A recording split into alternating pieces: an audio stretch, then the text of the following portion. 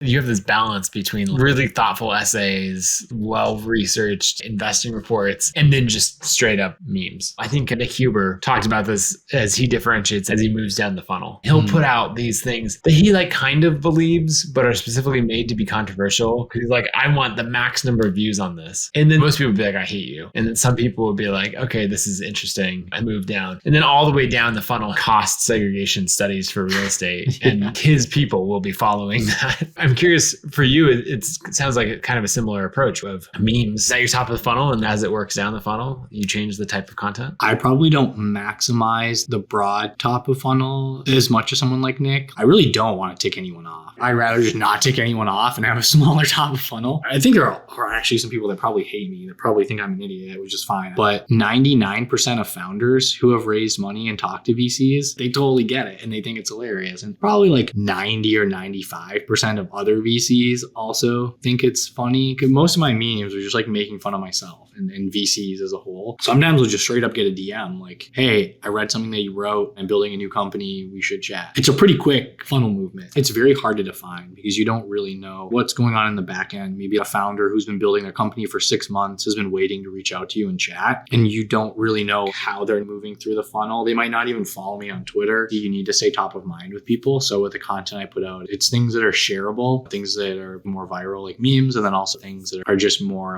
thoughtful, wrote a longer article, some tweets that were actually insightful versus funny. The investments that you make is kind of your content. If I was the first investor in Facebook, I'm sure I could delete myself from the internet and I would still have insane deal flow. So that starts to play in as well when you think about how the funnel works.